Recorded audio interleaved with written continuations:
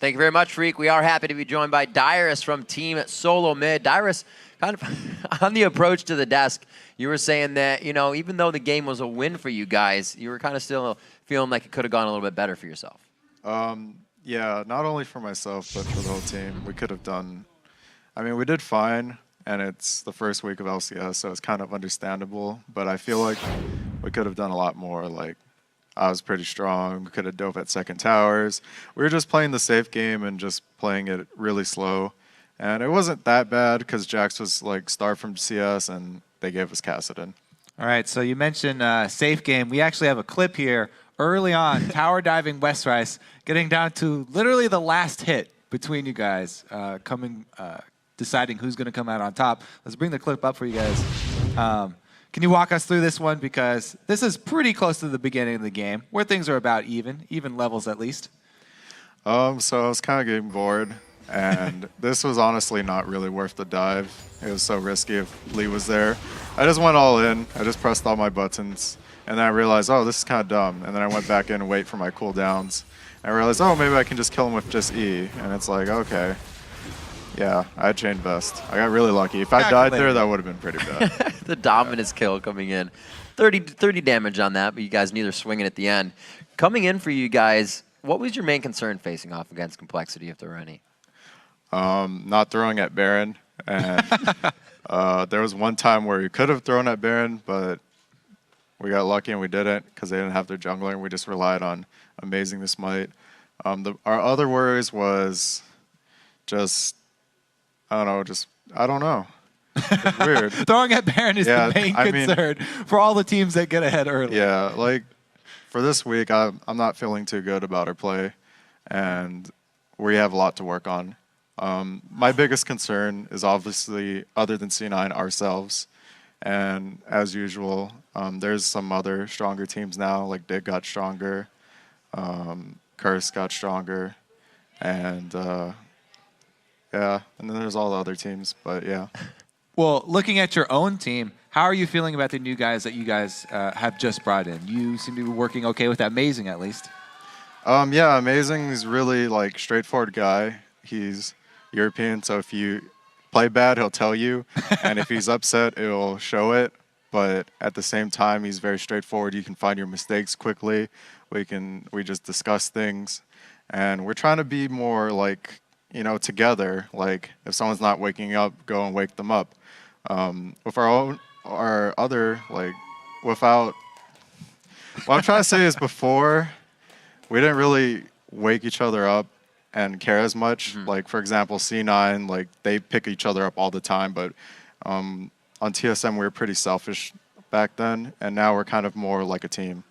Right on. We'll bring up the next replay, something as we were talking about Amazing that definitely helped to bring up the team. The 2145 Baron to come in. Walk us through this replay a little bit and how really it went down for Team SoloMid, because as we said, Barons have kind of been the place where the throws don't want to happen. So if we can get that replay on your screen, walk us through what you guys were thinking here and knowing Call was on the other side. So like 50 seconds before this, I didn't want to do this, and it's like, oh god, Ziggs could have stole it there, and it's like, oh god, they're going for me, and I'm dead, and my KDA is ruined. And Bjergsen just kills everyone because he's Kassadin. So you guys kind of, it's been said that Glebe is almost a shot caller now. Is that true? Is that the voice within these fights, or is it still everyone? He suggests things, and he's trying to like ease into the role of shot caller.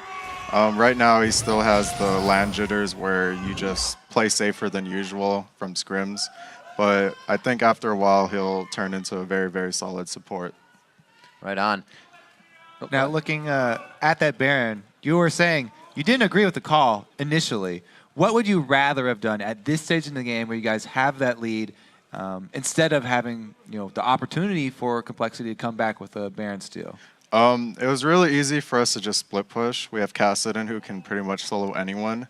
Me and Bjergsen didn't really communicate it as much because we never really ever get Kassadin. And we haven't had much practice with it, and this game I was feeling kind of tired and sick, so I kind of like didn't communicate as much as I should have, which is bad, because then that's just being complacent. What should have happened was we 4-1, and then just, you know, just force our weight onto the second towers. There's still all second towers up. We could have easily got those towers. After that, we reset, get all the farm we can. Don't let Jax get farm, get Dragon. Push all the lanes in, ward the Baron area, and then either bait Baron or do it. But it's just step-by-step process.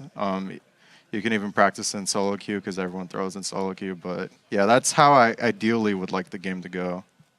Right on. And you guys talk a little bit about team synergy. We're just talking about waking everybody up and how you're kind of trying to push that forward as something the team does. When you're finding team synergy, what are kind of some of the common problems you might run into? A lot of the teams changed this year. What are kind of some of the things TSM has run into?